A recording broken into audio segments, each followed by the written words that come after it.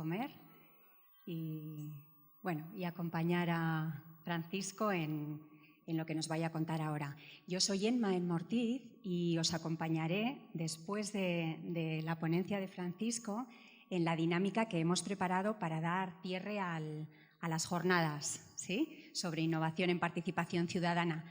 No os cuento mucho más de cómo va a ser la dinámica para no robarle tiempo a Francisco y ya os lo contaré después. Así es que, sin más, le dejo con vosotros. Gracias. Muy bien. Yo creo que ya tengo con este. Hola, buenas tardes a todos y a todas. Muchas gracias por estar aquí a esta hora, a las 4 de la tarde. Ahí está. Que bueno, siempre es un poquito más complicado después de comer todo. Yo he venido hoy a hablar sobre el enfoque experimental e innovación pública. Creo que la jornada ha sido bastante, las ponencias que ha habido hasta ahora en la jornada han sido bastante complementarias, han mostrado diferentes enfoques sobre lo que se está haciendo en participación ciudadana y yo voy a ir un paso más, algo sobre lo que prácticamente no se ha hablado hoy, que es el enfoque más individual y basado en experimentación.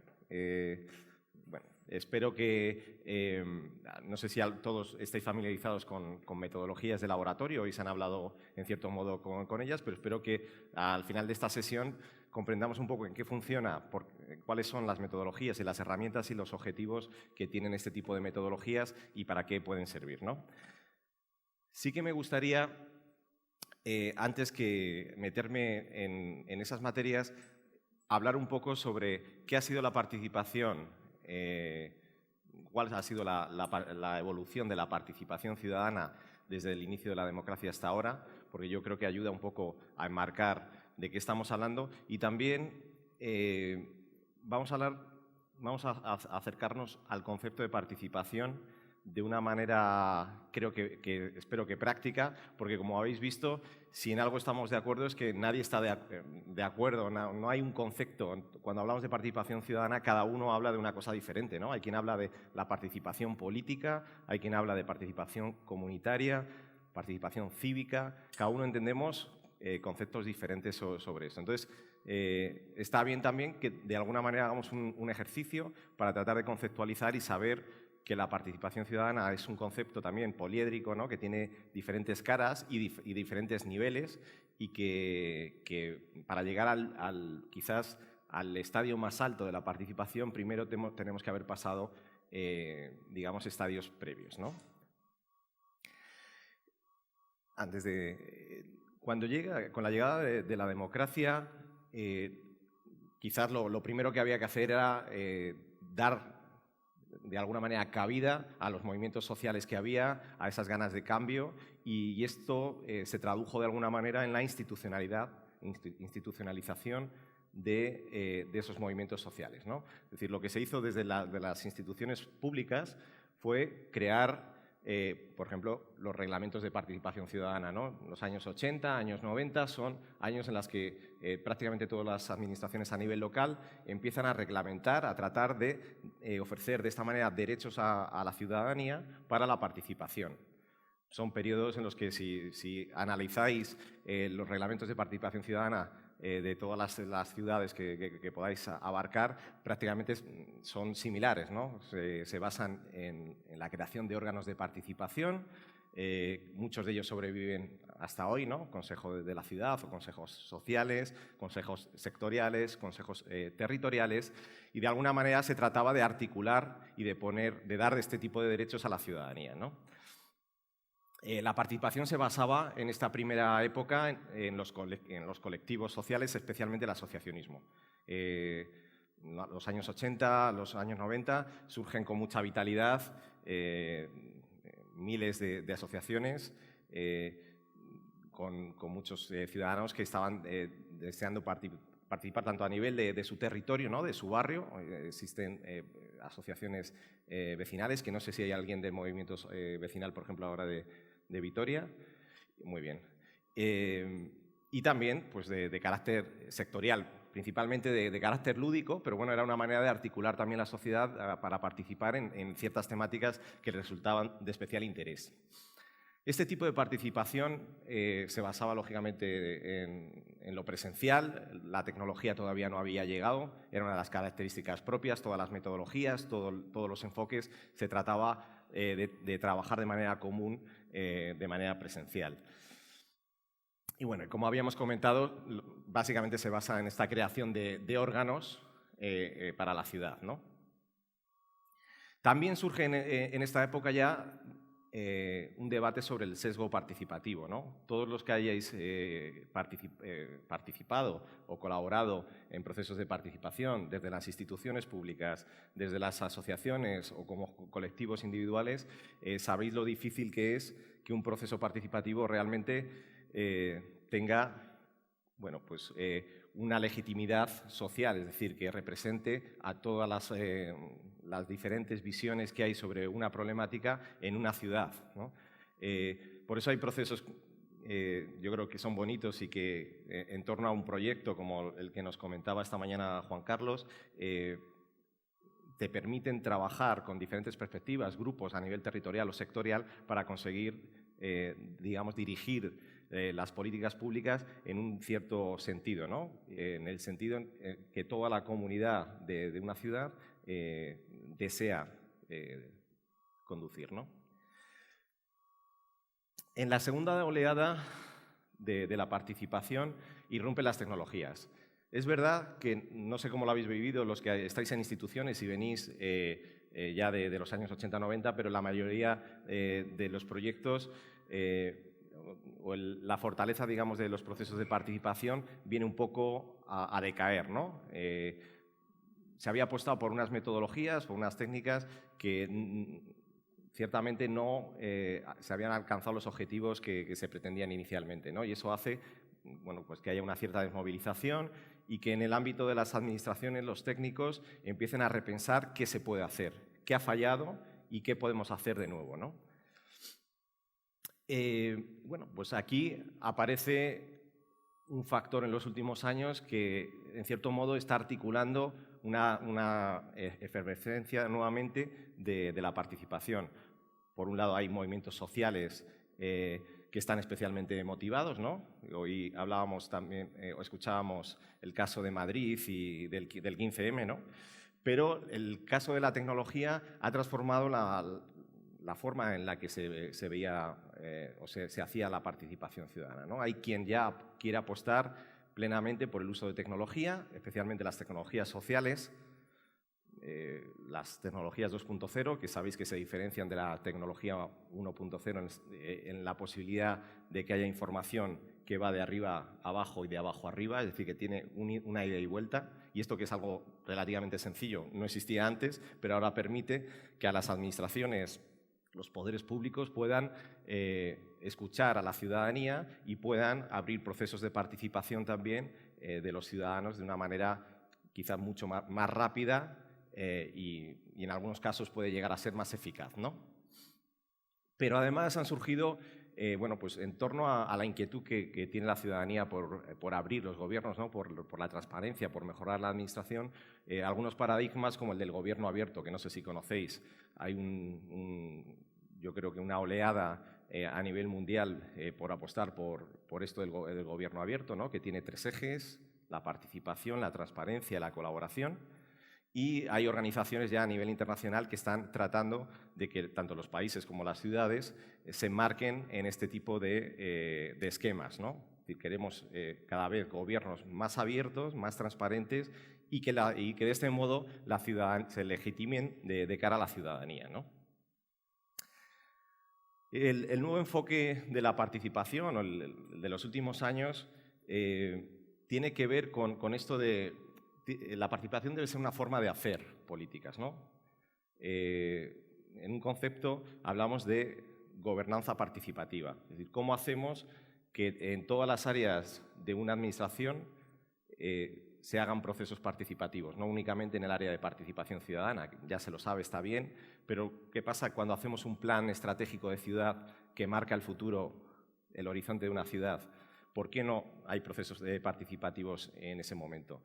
De la misma manera, pues, cuando se hace un plan general de ordenación urbana, que es muy trascendente para una ciudad, ¿por qué no hay procesos participativos? De alguna manera, la participación tiene que ser transversal a toda la organización y, digamos, debe ser un concepto plenamente transversal, ¿no? La nueva forma de hacer participación están apostando por lo individual. Esto tiene que ver principalmente con el uso de la tecnología, ¿no? Comentábamos antes casos como el de CIDE Madrid, que previamente, recordemos que quizás los pioneros a nivel mundial en este tipo de tecnologías fue el gobierno vasco con Irekia, ¿no? Con la plataforma de voto y de gobierno abierto de Irekia. Bueno, pues este tipo de proyectos están muy enfocados al voto directo e individual de los ciudadanos, sin procesos previos, generalmente, para la deliberación o para la creación colectiva de soluciones para la ciudad. Es decir, nos focalizamos en el individuo. Bien, la tecnología ya lo hemos comentado. La innovación abierta es un concepto que surge en los últimos años en el ámbito público, pero ya venía del ámbito privado, y tiene que ver con la comprensión de que digamos, dentro de la administración ya no tiene el monopolio del conocimiento, las soluciones para la ciudad. Hay mucho conocimiento fuera del entorno técnico que hay que aprovechar por los ciudadanos, la sociedad en general, colectivos ciudadanos, también empresas, etcétera, que pueden de alguna manera ayudar a desarrollar políticas públicas mejores, más eficaces, más inclusivas, etcétera. Aquí surgen los laboratorios, que ahora vamos a hablar un poco con más detalle, ¿no? Son entornos, son pequeños ecosistemas que se salen del ámbito público porque son más flexibles y son un mixto entre sociedad y administraciones públicas, ¿no? Y yo creo que, bueno, a nivel internacional, desde luego están funcionando muy bien y yo creo que aquí es el momento de apostar por ellos. Y pese a que las formas de hacer participación han variado, ¿no? Con esto de la tecnología, con nuevas visiones abiertas de la administración, con conceptos como el de la innovación abierta, seguimos hablando de las brechas que se producen dentro de la participación, ¿no? Yo creo que aquí hay a veces un ciberoptimismo sobre la participación, sobre el uso de plataformas o de tecnología, sin hacer una reflexión sobre quién se queda fuera en esos procesos, ¿no? Yo creo que es positivo que se utilice la tecnología, pero es muy importante que en el debate y cuando hagamos un proceso de este tipo, desde luego tengamos un criterio muy claro sobre a quién queremos llegar y a quién estamos dejando de lado, ¿no? Lo que dice, desde luego, los estudios sobre participación y uso de tecnologías en la participación es muy claro. Y es que hoy por hoy sigue habiendo esa brecha y los que no participaban en la presencial siguen sin participar en la digital. Sí se han incorporado los jóvenes a la forma de participación, pero digamos, las clases más excluidas de la sociedad siguen sin participar. Es decir, no ha servido para llegar a unos colectivos que precisamente son los más importantes en este proceso, ¿no? Bien, en cuanto al concepto, comentamos al inicio de la sesión que hoy hemos oído hablar de diferentes conceptos de lo que es participación y enfoques y visiones sobre la participación ciudadana. A nosotros en Novagov nos gusta utilizar la base de este esquema que plantea la International Association for Public Administration, Public Participation, y que son 5 niveles, ¿no? Un nivel de información, un nivel de consulta, un nivel, vamos a ponerlo en castellano, que se ve más claramente. El nivel de información, consulta e involucración, colaboración y empoderamiento. Nosotros hemos incorporado uno inicial que tiene que ver con la accesibilidad. Bien, ¿es importante que haya participación y que haya voto directo? Sí, pero si no hemos llegado a cubrir los niveles más básicos para la participación, es muy complicado que lleguemos luego al nivel de empoderamiento y la gente participe, y que esa participación sea una participación de calidad, ¿no? Que la aportación de la ciudadanía realmente sea útil. En este sentido, digamos que es un esquema que va de lo más sencillo al nivel más elevado, ¿no? Como es el empoderamiento. Lo principal es la accesibilidad, ¿no? Hay veces que no se tiene en cuenta, desde luego, el entorno físico, los contenidos o la inclusión digital de la gente que participa. Sobre todo los colectivos de personas con discapacidad ponen el dedo en la llaga en este ámbito, es decir, no se tiene en cuenta en muchos procesos temas tan básicos como la movilidad, ¿no? Es decir, que el entorno físico esté adaptado para que puedan participar. Si no lo existe, no van a participar, ¿no? Entonces, bueno, parecen cosas que son totalmente racionales y sencillas, pero no se cumplen en muchos casos. A partir de ahí, hay que informar. Y bueno, ahora que está tan de moda el tener una propia plataforma de participación, ¿no? Por ejemplo, que está muy bien que todos tengamos una plataforma de participación, si no cuidamos el lenguaje, seguimos teniendo un problema para la participación, ¿no? Las administraciones y los poderes públicos tienen que cambiar la manera en la que comunican información a los ciudadanos, ¿no? Es verdad que hay una tendencia en muchas administraciones por apostar por el lenguaje claro, pero todavía hay un margen de mejora enorme.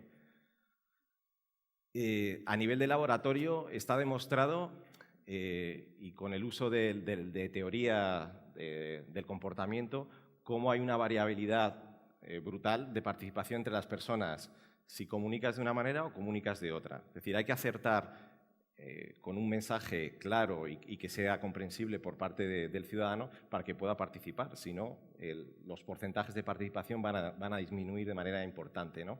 Y aquí tenemos casos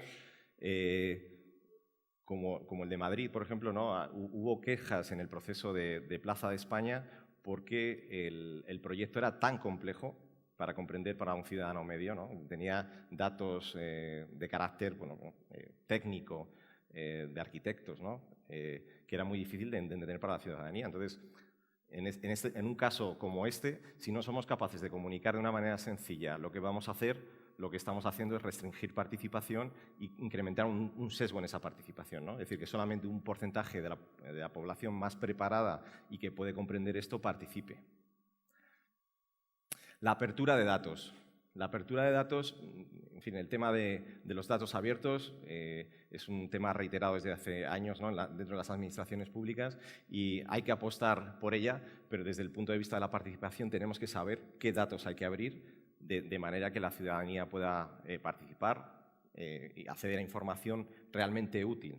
Se están abriendo muchos datos, pero buena parte de los que son importantes y se han sido reclamados históricamente por parte de la ciudadanía todavía no son accesibles. Bueno, pues yo creo que aquí hay que poner, desde luego hay que señalar que si queremos que haya una participación por parte de la ciudadanía, tenemos que informar y tenemos que abrir los datos que en cierto modo son de todos, ¿no?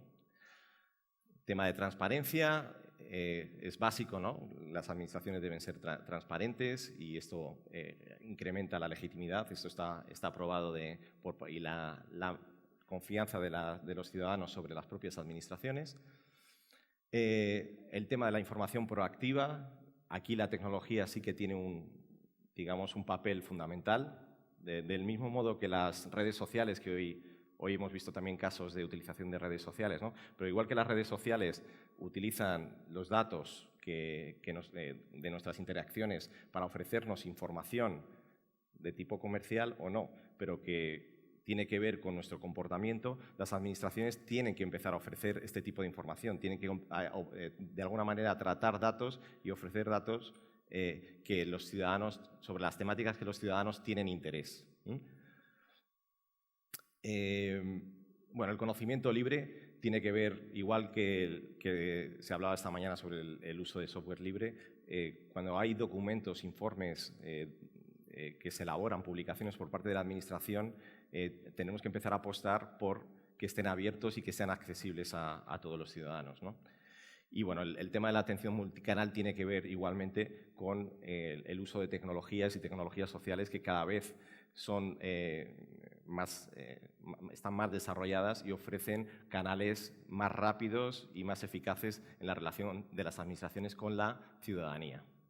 Si subimos un peldaño más el nivel de consulta, desde luego tanto las tecnologías como procesos tradicionales nos permiten bueno, pues, recibir información de los ciudadanos sin tener que reunirles todos los días en una sala, ¿no? y cansarles con ello.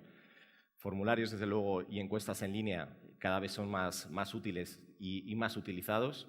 Peticiones en línea, uso de redes sociales, como el caso de Jun, pueden ser útiles, y el análisis de los grandes datos, ¿no?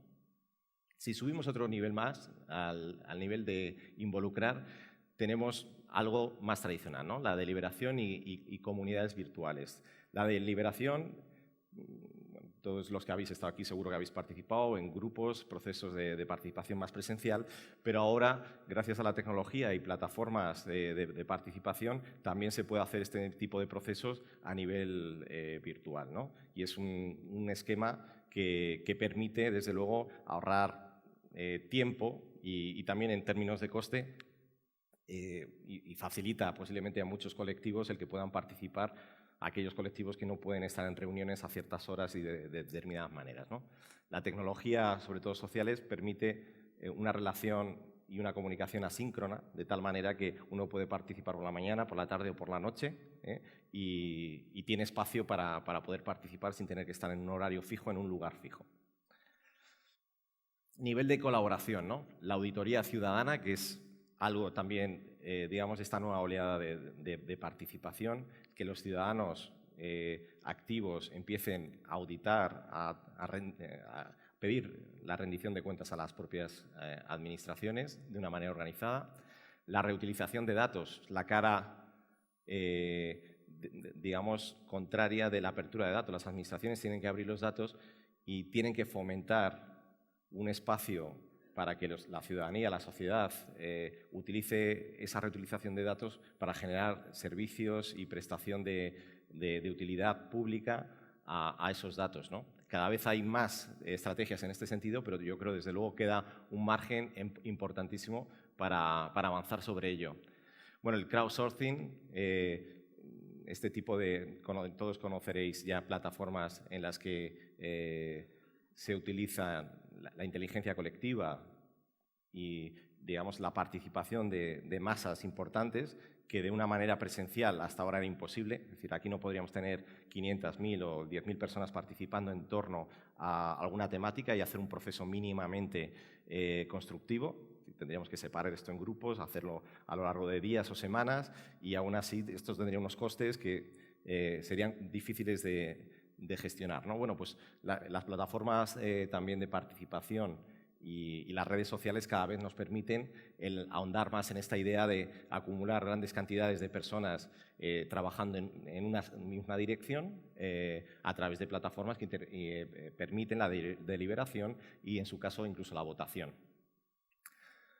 Otra de los elementos importantes en el ámbito de la colaboración actuales tiene que ver con los laboratorios de ciudadanos. No voy a ahondar ahora mismo más sobre ello porque ya os han contado sobre Media Lab de Madrid y yo creo que más o menos se entiende sobre ello.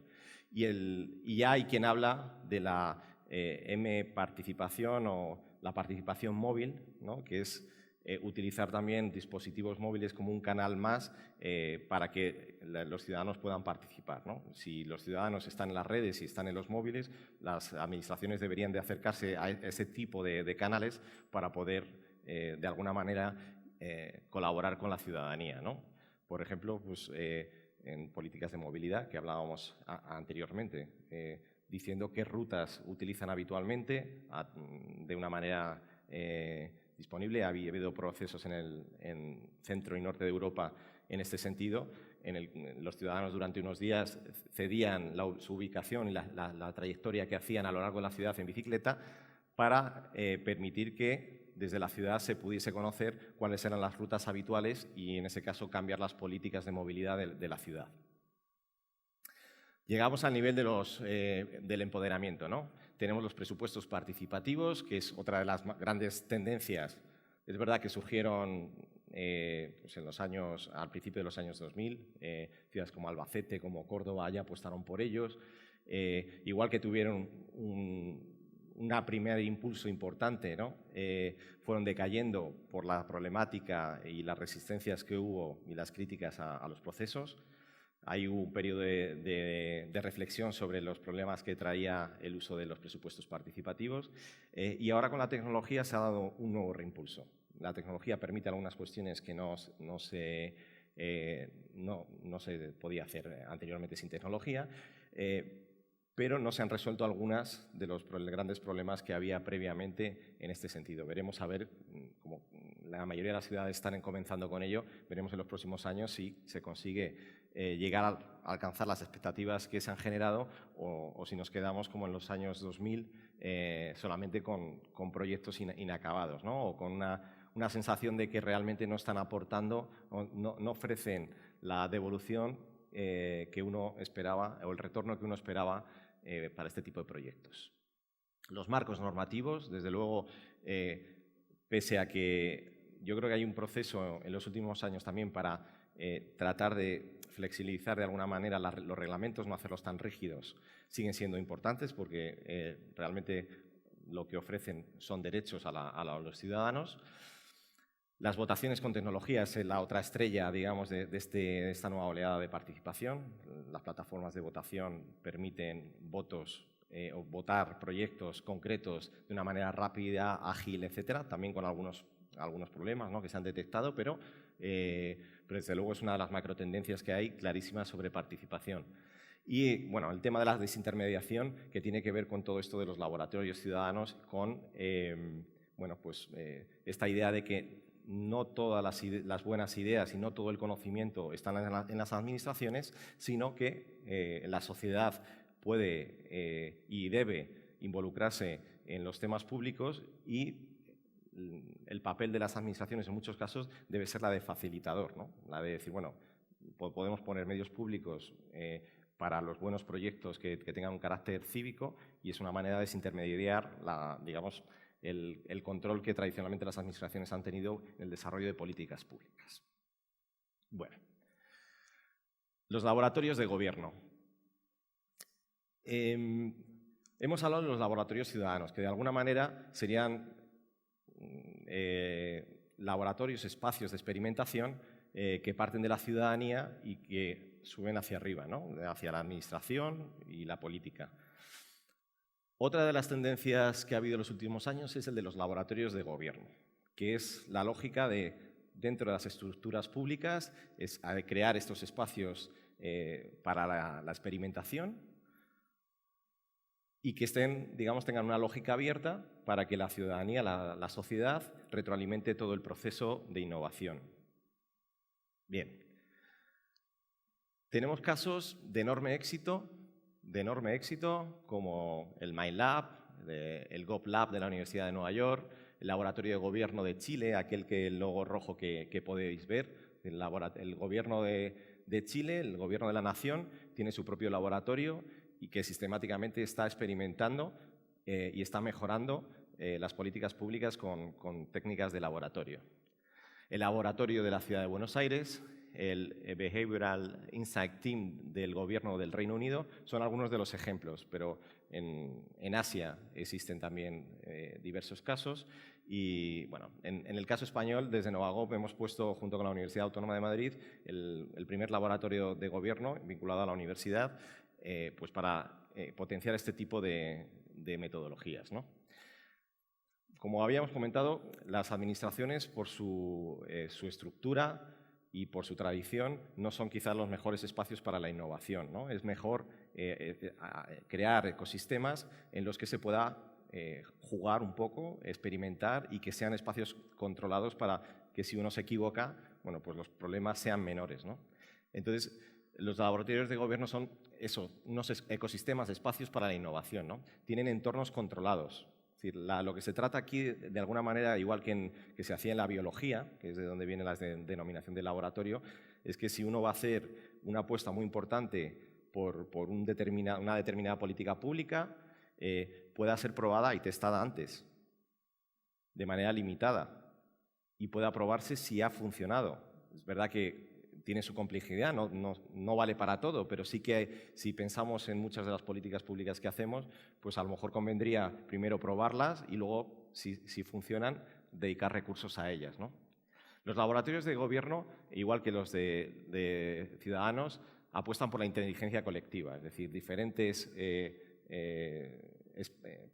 colectivos, académicos, funcionarios, expertos del sector privado, ciudadanos, todos tienen cabida, colectivos sociales, para aportar en los proyectos, ¿no? Por tanto, tiene una lógica abierta.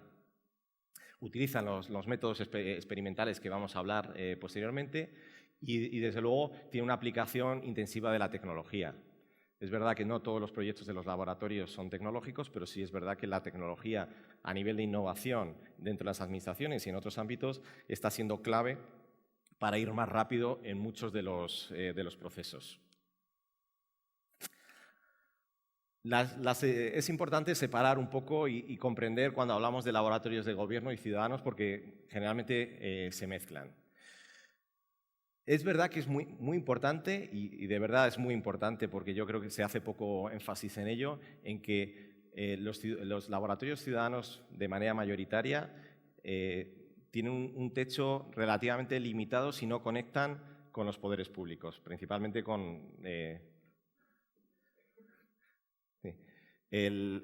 principalmente con empleados públicos que a nivel técnico, a nivel legislativo, conocen lo que se puede y lo que no se puede hacer y es importante que hay una buena sintonía para que las buenas ideas que surgen de la sociedad calen en la administración y de ahí sean implementables, ¿no? Si no, corremos el riesgo de múltiples proyectos que surgen con mucha ilusión desde los laboratorios ciudadanos y que no llegan a ningún sitio, ¿no? Entonces, yo creo que es fundamental que haya una fusión importante y que en los procesos ciudadanos haya técnicos de los ayuntamientos y igualmente cuando se inician proyectos en los ayuntamientos se cuente con ciudadanía y con sociedad civil, ¿no?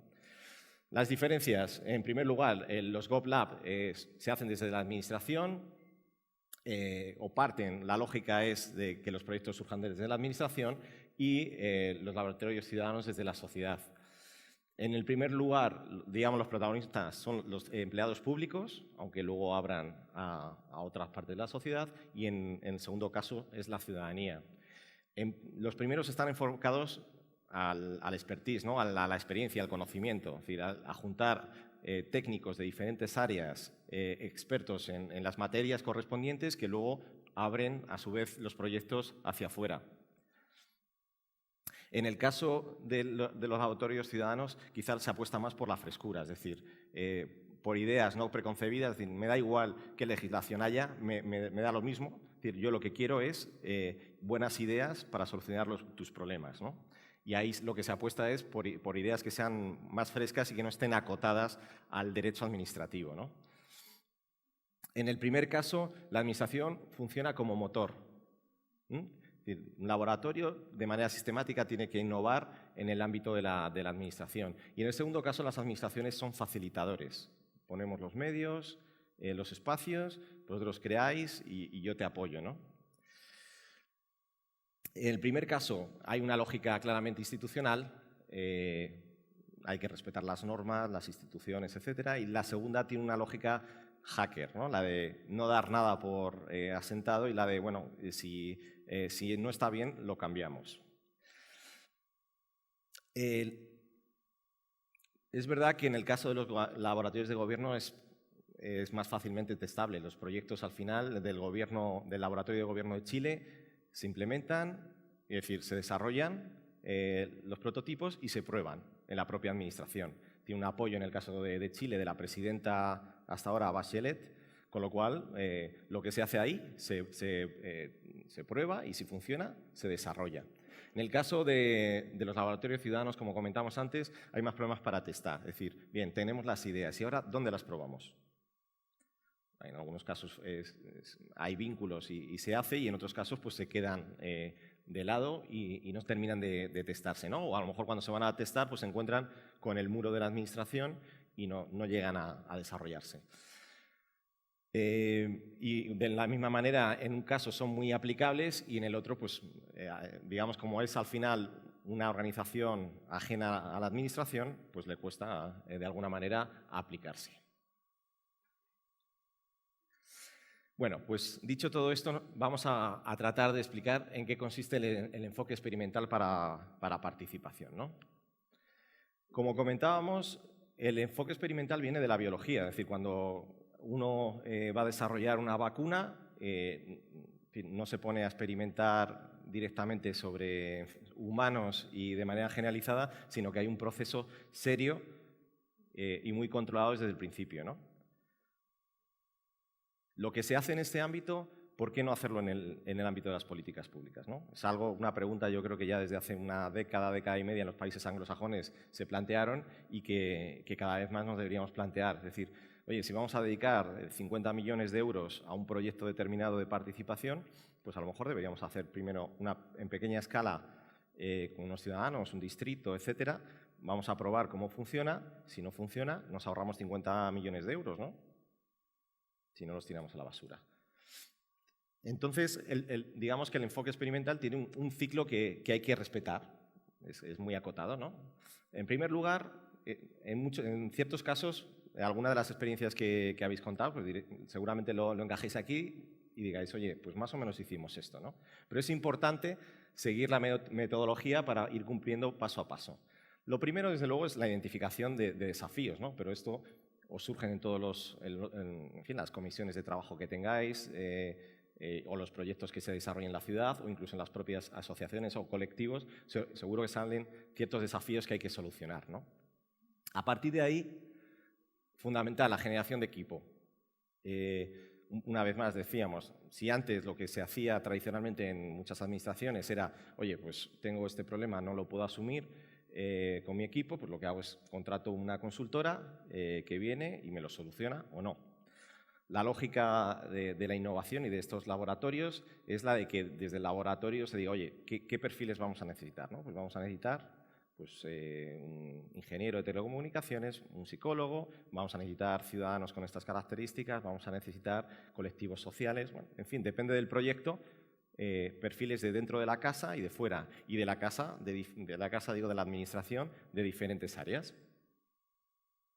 Eso es fundamental para que luego las cosas salgan bien, ¿no? Y de alguna manera, como dicen los anglosajones, también nos salgamos de la caja. Es decir, en el área de participación, en el de Hacienda, hemos hecho de toda la vida esto así y no se nos ocurre ninguna otra vía. Pero es que si hablamos con otras áreas o con ciudadanos o con empresas que están sufriendo nuestra gestión, pues a lo mejor nos dan otras ideas de cómo hacemos las cosas, ¿no?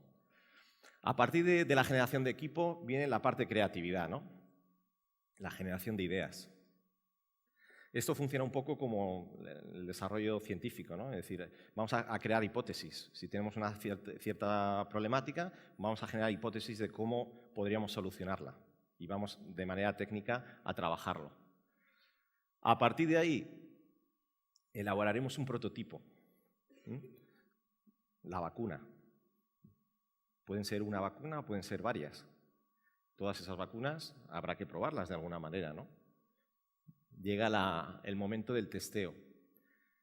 Aquí, una vez más, el trabajo serio sociológico de cómo testarlas, a qué colectivos testarlas o en qué ámbitos testarlos es fundamental. Desde el ámbito científico, tradicionalmente, se ha utilizado incluso grupos, focus group, de pequeños colectivos de personas para ir probando de manera cualitativa cómo van funcionando las cosas, a proyectos mucho más macro, de coger pues, una población mucho más grande y hacer pruebas con diferentes tipos de vacuna, de prototipo, para ver si funciona. Y con la que no va funcionando las desechamos y las que van funcionando podemos seguir probando con ellas, ¿no?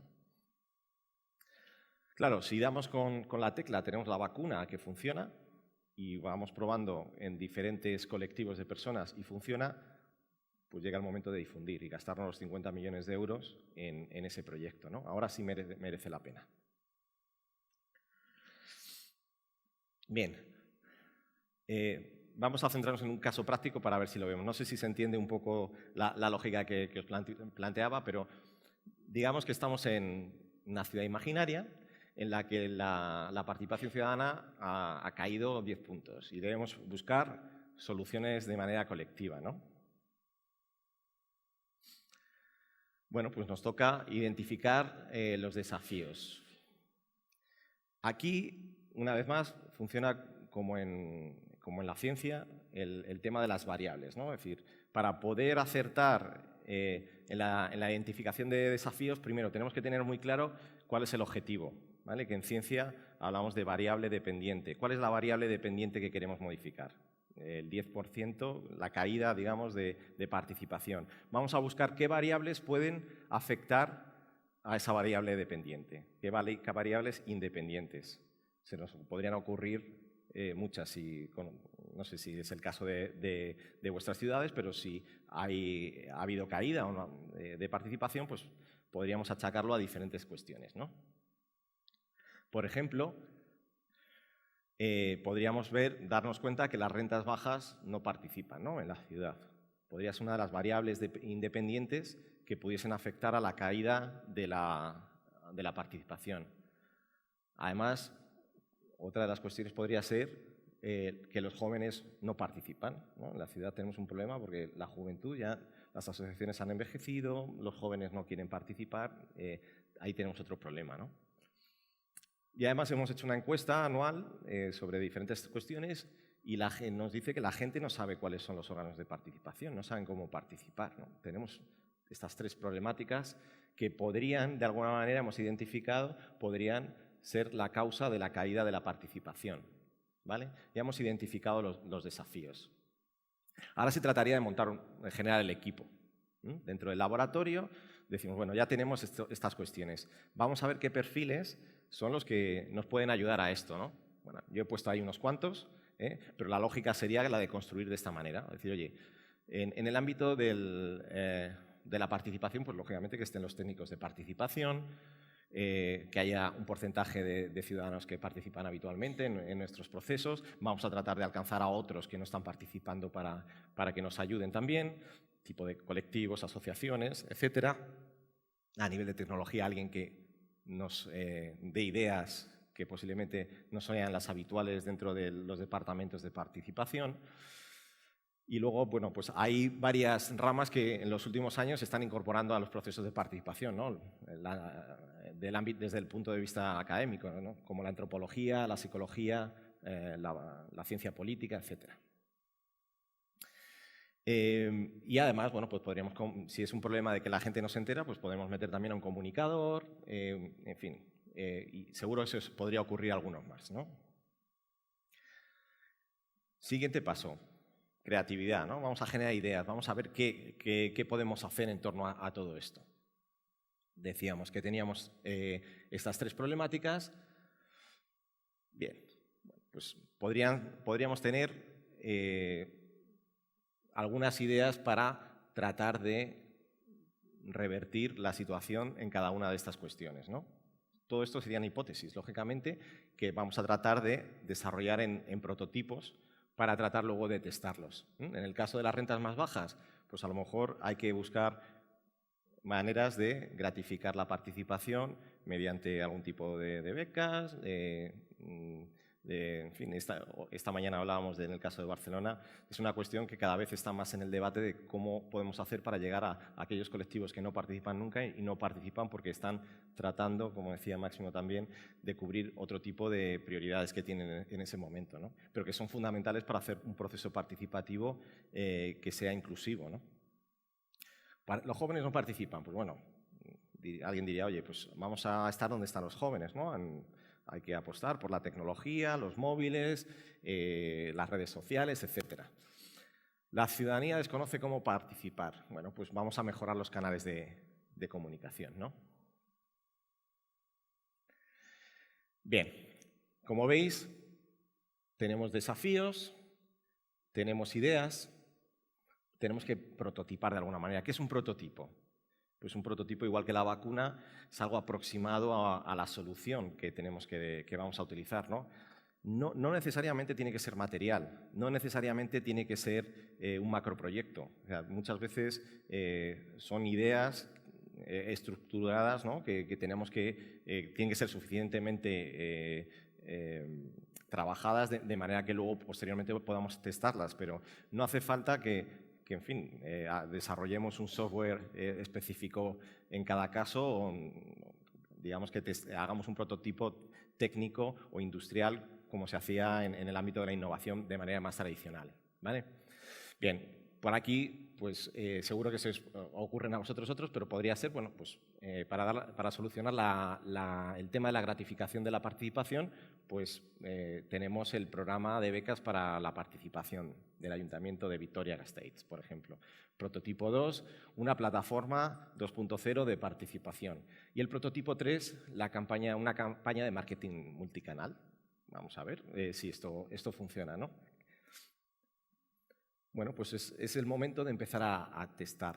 Bien, tenemos 3 fórmulas diferentes y tenemos una ciudad y el ayuntamiento tiene los canales adecuados para poder actuar sobre unos ámbitos y otros, ¿no? De esta manera, bueno, pues hay experiencias en Estados Unidos ya, en el Reino Unido especialmente, también en Chile, como os comentaba ella, bueno, que dan resultados tangibles de utilizar diferentes técnicas para comunicar o para contactar con los ciudadanos y en base a esas técnicas, bueno, pues se han recogido resultados diferentes, ¿no? Ha habido una variación muy importante. Lo que tendríamos que ver es, si queremos testar el prototipo 1, 2 y 3, ¿no?, que hemos visto, pues vamos a buscar grupos de población, que puede ser un distrito, puede ser un barrio más pequeño, puede ser un colectivo incluso más pequeño todavía, ¿no?, un bloque de pisos determinado, etcétera, que sean similares y que sean diferentes por la ciudad, ¿no? Es decir, tenemos que tratar de buscar una cierta homogeneidad social para poder testar y ver si el resultado es diferente, ¿eh? ¿Dónde está la fórmula mágica, ¿no?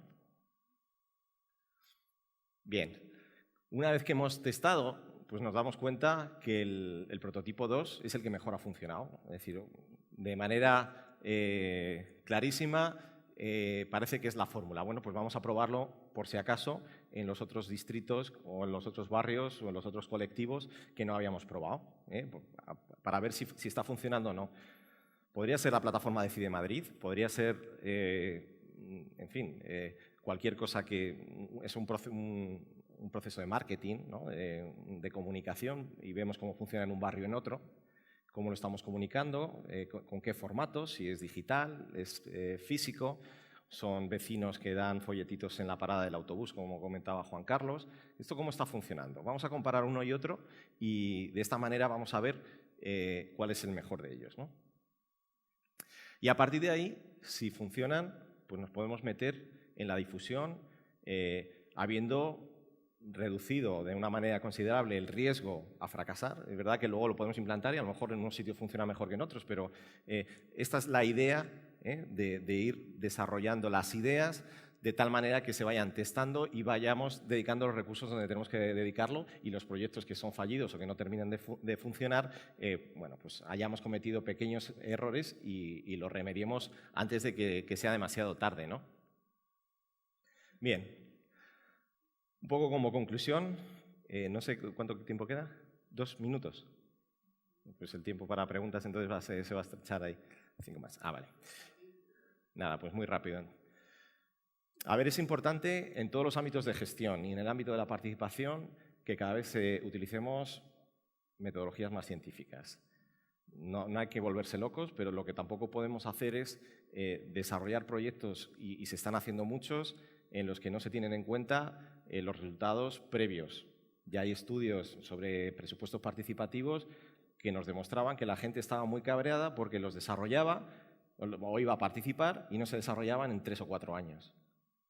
Y la gente al año siguiente no iba y encima se cabreaba. Decía, no, si el año pasado ya dijimos que ibais a hacer un centro de salud o lo que fuese, una pista deportiva, y yo no he visto la pista deportiva. ¿Qué quieres? ¿Que vaya otra vez a los presupuestos participativos para que te hagas la foto? Etcétera. Hay que aprender del pasado y mejorar. Y hay que aprender de lo que se está haciendo bien en otros ámbitos para no cometer errores, ¿no? Hay que aprovechar el conocimiento colectivo. Yo creo que esto ha sido reiterado, es decir, no voy a incidir mucho más sobre ello. Las administraciones, además, son menguantes. Prácticamente en todos los sitios el nivel técnico, el de personal, se está reduciendo. y es decir, que cada vez hay menos personal para hacer más proyectos o desarrollar más ideas, con lo cual o aprovechamos el talento que hay fuera también de las administraciones o cada vez tendrá menos capacidad para desarrollarse. Y además yo creo que es positivo, ¿no? Y hay medios para ello, ¿no? El tema de contar con los medios adecuados. No digo que haya que montar un laboratorio de gobierno, un laboratorio ciudadano, pero sí que hay que crear espacios. Si queremos innovar en participación o en cualquier ámbito, necesitamos crear espacios adecuados para ello. Es decir, lo que es muy difícil es, con estructuras administrativas tradicionales, etcétera, crear espacios adecuados para la innovación. Incluso en ayuntamientos como Vitoria, que es un ayuntamiento tradicionalmente que ha sido innovador, ¿no? Que ha estado en muchos ámbitos a la cabeza, ¿no? de la modernización, pero es complicado no tener la flexibilidad que tiene un laboratorio en un espacio en el que está trabajando únicamente con este enfoque de innovación y de cambio, ¿no? Tema de evitar las expectativas desproporcionadas.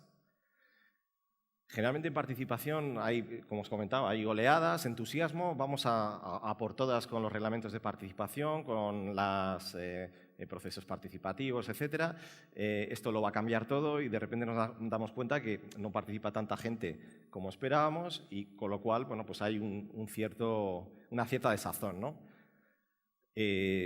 Claro, si pensamos que una plataforma tecnológica cambia la democracia, así a corto plazo, posiblemente nos llevemos un chasco en unos años, ¿no? Es decir, Irekia ya se vivió aquí, 2007-2008, primera plataforma de participación, con mucho entusiasmo inicial, caída, y ahora nadie conoce Irekia. Fue caso internacional de éxito, es decir, se estudiaba en todos los sitios, ¿no? Bueno, pues vamos a ajustar las expectativas. Yo creo que era una buena medida, pero si crees que una plataforma o que algo, un proceso de participación o un laboratorio te va a cambiar la vida, pues tampoco, en fin. Yo creo que hay que medir bien y sobre todo de cara a los ciudadanos, porque si les creamos unas expectativas muy superiores a las que luego se van a encontrar, pues lo que estamos haciendo es desincentivar la participación, ¿no? Bueno, en relación con los laboratorios, sobre todo el evitar desaprovechar recursos sin haber probado antes. Estamos en esta última época de la participación, estamos dedicando muchos millones de euros a muchas cosas y todavía no sabemos si están funcionando de la manera más adecuada. Es importante que vayamos testando y vayamos aprendiendo.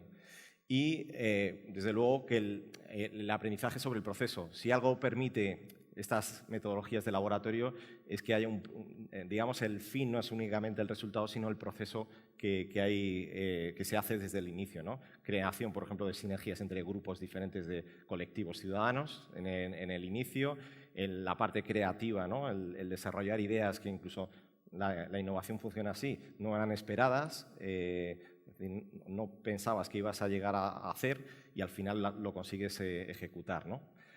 Y nada más. Yo, por mi parte, animaros desde luego a que todos los que estáis en administraciones apostéis por entornos de este tipo, ya sean internos porque no tengáis espacio, ¿no? O medios para ello, o apostar ya decididamente por crear espacios en el entorno, ya sean de laboratorios ciudadanos o laboratorios de gobierno. Y a partir de ahí, pues nada, me pongo a vuestra disposición para aclarar cualquier tipo de duda. Nada más, muchas gracias. Hay que estar rápido, que no va a haber más que una o dos preguntas y no quería que te me escapases. Has hablado desde las distintas fases de participación hasta llegar al empoderamiento.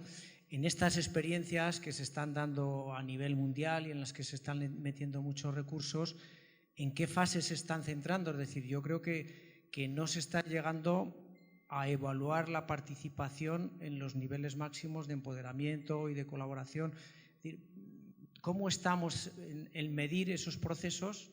Que se están haciendo muchos, pero yo lo que creo es que no sé si estamos llegando a en qué fases, ¿no? Se están evaluando. ¿Qué conocimiento tienes por ahí, Paco?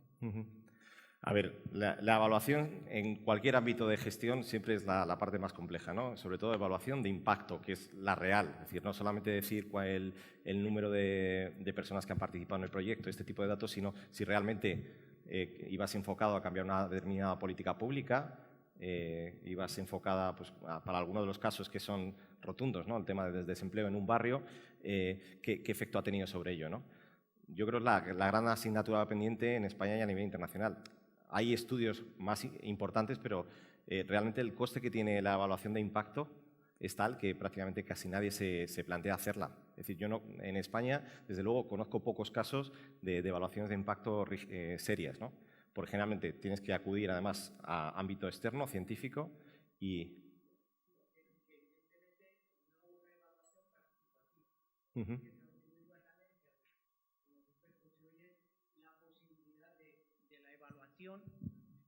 Participativa de esos procesos que previamente has implantado. Claro. Ahí, la política pública, sí. Pero luego... La auditoría ciudadana es una de las cuestiones que se está poniendo sobre la mesa. En el caso de Madrid, por ejemplo, se ha creado como un grupo motor para controlar la participación, ¿no? en Madrid o evaluarla. A ver, los medios siempre son escasos y la participación ciudadana en muchos casos tiene una parte intangible que es muy difícil de evaluar. Sobre esto, desde luego, no hay muchas experiencias que hayan llegado a un dato definitivo, es decir, que la plataforma de participación tenga 100.000 usuarios, no sabemos si ha tenido algún tipo de impacto positivo entre los ciudadanos. Puedes hacer una encuesta y decir, oye, ¿te parece que ha sido útil? Sí, no, pero no sabemos si realmente otro proceso podría haber sido más útil o más barato. Yo no conozco casos, desde luego, de una evaluación sistemática y que te permita pues tener esa visión que tienes tú, que vienes de la calidad y que te gusta tener todo ahí muy controlado, ¿no? Es verdad que si en el nivel micro de proyectos, sobre todo de intervención social, trabajas en un determinado colectivo de personas, es más sencillo, desde luego, que si te estás trabajando a un nivel de una ciudad, ¿no? Puedes tener, ya te digo, el tema de encuestas, por ejemplo, en un proceso participativo como el de la movilización, o sea, de la movilidad urbana. Oye, pues si al final seguramente hay una encuesta de calidad anual y la movilidad ha mejorado en todos sus aspectos, ¿no? Menor tráfico, menor contaminación, mayor uso de la bicicleta, este tipo de cuestiones, pues puedes tener datos claros de que el proceso ha sido exitoso, ¿no? Arratsaldeon, gracias por tu presentación. Soy Alberto Ruiz-Delano, de una asociación y del Movimiento Ciudadano. Ha habido algo que me ha parecido interesante en tu presentación, que era esa conjunción que hay entre el GovLab y el, digamos, Ciudadano. Sí. Esa parte común que hay entre los dos, a mí personalmente me parece eso muy interesante. Pero veo un problema que pongo en duda que haya una real motivación por parte de la Administración en que haya una participación ciudadana. Es decir, me pregunto qué gana la Administración mejorando la participación ciudadana y facilitando que haya ese tipo de colaboraciones. Un ejemplo concreto, para el tema del ruido del ocio nocturno, es algo que no entra en los mapas estratégicos de ruido, pero bueno, sí que se ha iniciado una colaboración aquí en esta ciudad y ciudadanos estaríamos dispuestos a colaborar en hacer mediciones con aparatos que estén homologados, y cuando se ha pedido algún préstamo de alguno de esos aparatos, pues se ha denegado diciendo que no hay tradición, no hay costumbre, no hay... La idea es, ¿qué hacemos para que haya una mayor motivación por parte de la Administración en esa colaboración con la ciudadanía y la participación ciudadana? Claro. A ver, yo creo que hay más casos de los que parece. De hecho, vamos, te veo sentado al lado del técnico de participación, o sea que seguramente le conoces, ¿no? Quiero decir, lo que hay que fomentar son los espacios, y el espacio, desde luego, no es un despacho de una administración en un edificio público, posiblemente no sea el mejor sitio para generar creatividad y buen ambiente, ¿no? En ese sentido, pues los laboratorios, si os fijáis, incluso a nivel estético, del Media Lab, por ejemplo, depende del ámbito de cultura, ¿no? Siempre les gusta decir que realmente ellos no buscan tanto una finalidad de impacto, como la que pedía Máximo, sino un cambio cultural en las personas, en las formas de hacer, ¿no? Es decir, que haya gente que vaya allí, trabaje y simplemente con estar allí con otros colectivos haya un aprendizaje mutuo, ¿no? Una socialización en ciertos ámbitos. Para ellos ya es un resultado óptimo. Entonces, digamos, lo que han creado es un entorno, tanto en Madrid como en el City Lab en Cataluña, en el caso del laboratorio también de A Coruña, Laboratorio Ciudadano. Incluso la estética trata de buscar un espacio neutro, que no sea administración, ¿no? Una cosa que es tan sencilla como tener un espacio como este, que sea diáfano, más cercano, en el que aquí hay muchos técnicos y directivos o gente que desde luego está en la administración, ¿no? Y está mezclado con gente de asociaciones y supongo que estudiantes, profesionales, es decir, este es el entorno. Entonces, estos laboratorios, más allá de que luego utilices la lógica experimental en todo el proceso, ya sirve como un sitio de aprendizaje e intercambio, ¿no? Y son pequeños ecosistemas, ¿no?, que se están generando para fomentar este tipo de cosas. En el caso de Novagop, nosotros realmente el eje inicial del proyecto es una red de profesionales de la administración pública, o sea, de funcionarios. Ahora mismo tiene 13.000 miembros, alguno de ellos está por aquí como Máximo, que se ha venido de La Rioja. Fijaos que dentro de la administración hay gente con el estereotipo de funcionario que no trabaja o que no está motivado, etcétera, y a lo mejor hay razones para ello, pero hay mucha gente que tiene ganas de cambiar las cosas y que está muy implicada. Lo que tenemos que hacer es buscar a los ciudadanos implicados y a los empleados públicos implicados y a los políticos implicados. Y si los juntamos, seguramente salgan buenos resultados, ¿vale? Pero fíjate que incluso a nivel ciudadano, pues igual que hay gente más implicada y que quiere participar, pues hay otros muchos que no quieren participar, ¿eh? Eso pasa lo mismo en el sector público. La idea es crear la combinación más positiva de gente que está motivada por cambiar las cosas y sobre todo lo positivo que tiene la conexión, esta que comentamos, es que si tú juntas con un técnico de Hacienda que quiera cambiar, tiene ideas para aportar en un ámbito de estos y pones a ciudadanos y pones, no sé, algún desarrollador informático, seguramente van a surgir ideas que ninguno previamente tenían previsto hacer, ¿no?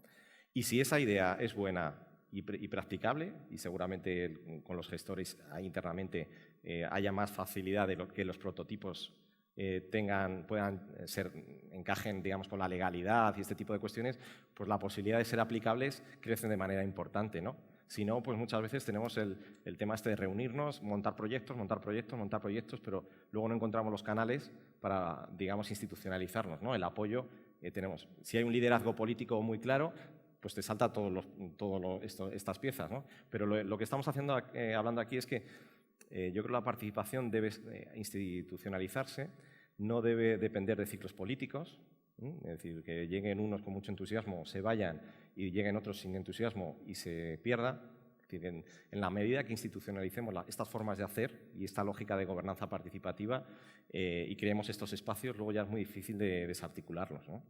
Y bueno, pues esa es la lógica que yo creo que está funcionando por ahí, que deberíamos de aplicar.